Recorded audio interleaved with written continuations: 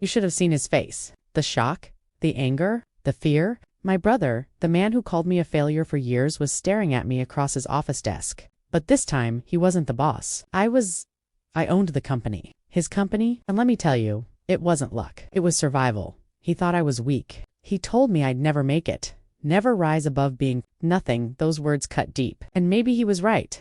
At least for a while. But here's the thing. When someone pushes you down long enough, you either stay there, or you learn how to climb out. Claw by claw. Guess which one I chose? Oh, and before you think this is some happy family reunion story, think again.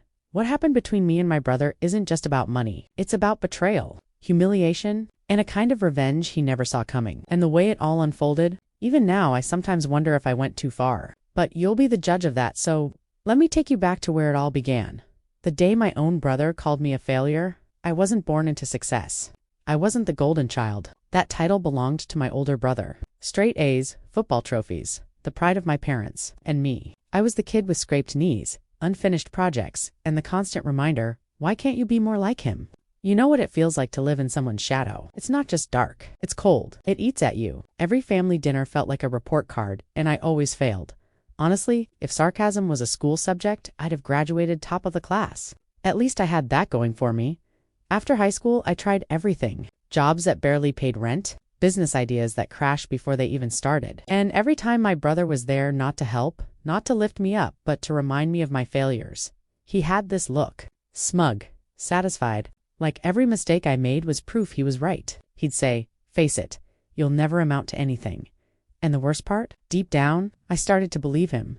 Believing a lie about yourself can be more dangerous than any enemy. I hit rock bottom in my no money, no direction. I remember staring at the ceiling one night, asking myself if this was it. If my brother had been right all along.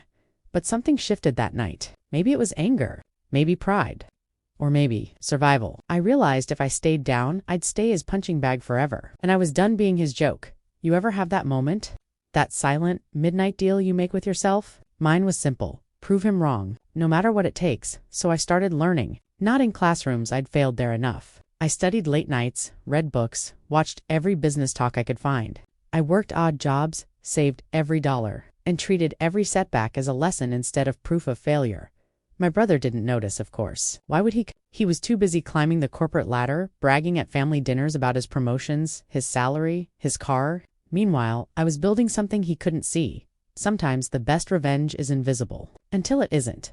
But here's the twist. My brother's company. The very place where he thought he was untouchable. The fortress of his success. It had cracks in the walls. Cracks no one noticed. Except me. And the moment I saw them, I knew my chance had finally come, and that's when the real game began. You ever reach a moment when you look in the mirror, and you don't recognize the person staring back? That was me. Empty wallet. Empty future. But worst of all, empty spirit.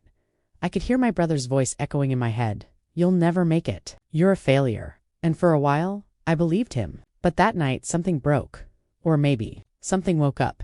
I told myself, this ends now. I'll rise. I'll fight, and I'll prove him wrong. That was my turning point. So I started from zero. No shortcuts. No safety nets. I worked days just to pay bills. And nights to build skills. Marketing, finance, leadership.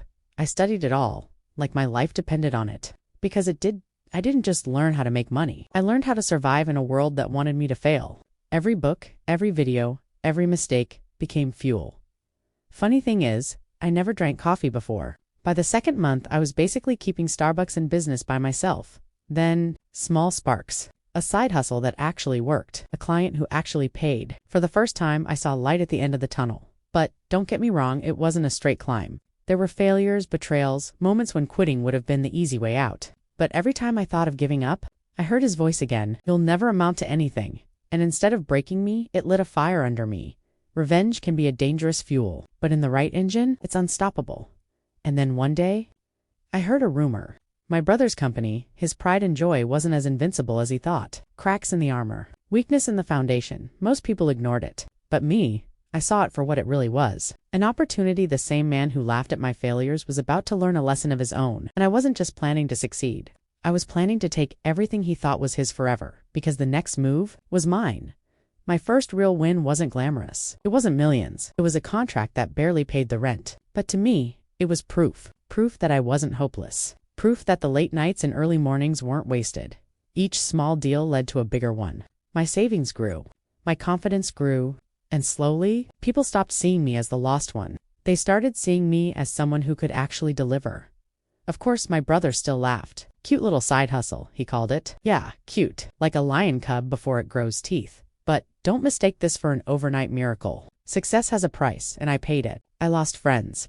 I lost sleep. Some nights I didn't eat. While my brother bragged about company dinners and bonus checks, I was living off instant noodles. Working under a single desk lamp, it hurt. It drained me. But it also hardened me. Each sacrifice was a brick in the foundation of what I was building. And with every brick, I was one step closer to the man he never thought I could be. And the irony, while I was building my future brick by brick, his company's walls were already cracking. Then came the real growth. Partnerships bigger. Clients, investors.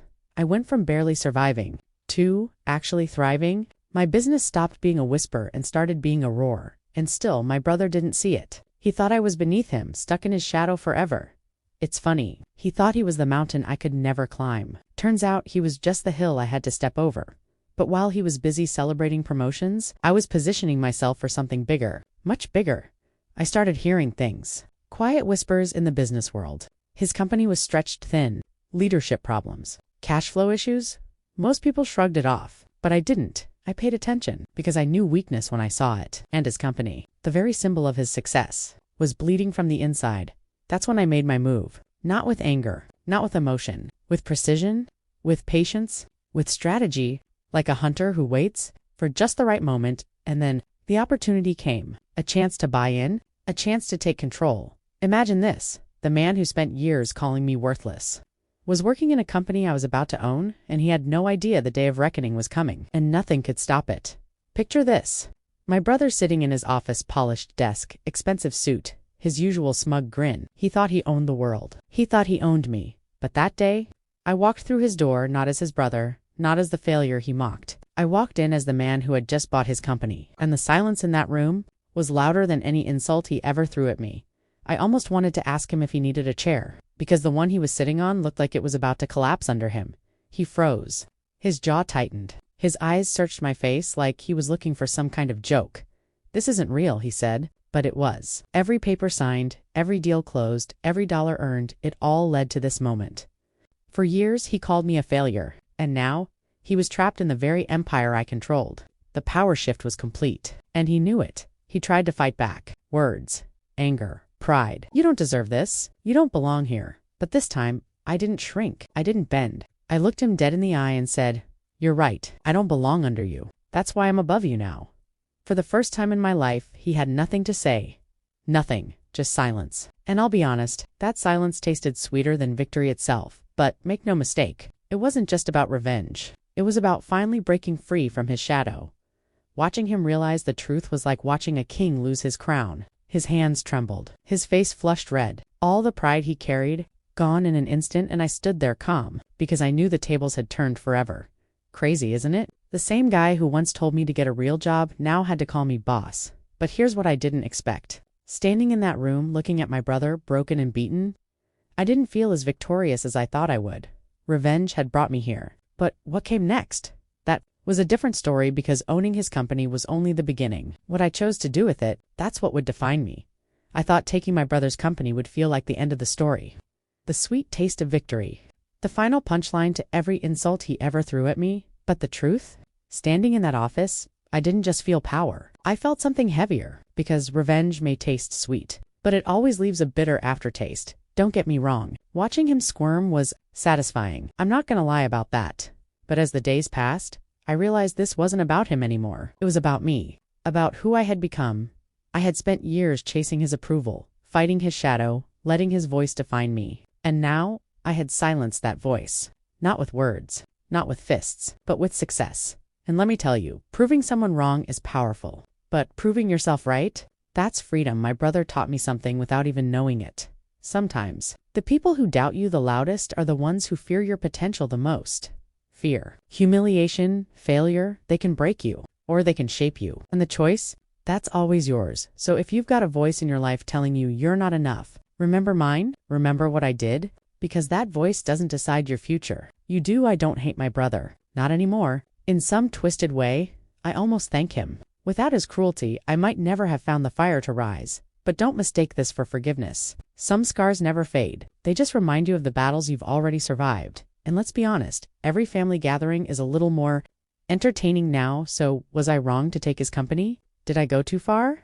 Or was it justice, long overdue? That's the thing about revenge. It doesn't end with the act. It lingers. It changes you in the end. I wasn't the failure. I was the lesson.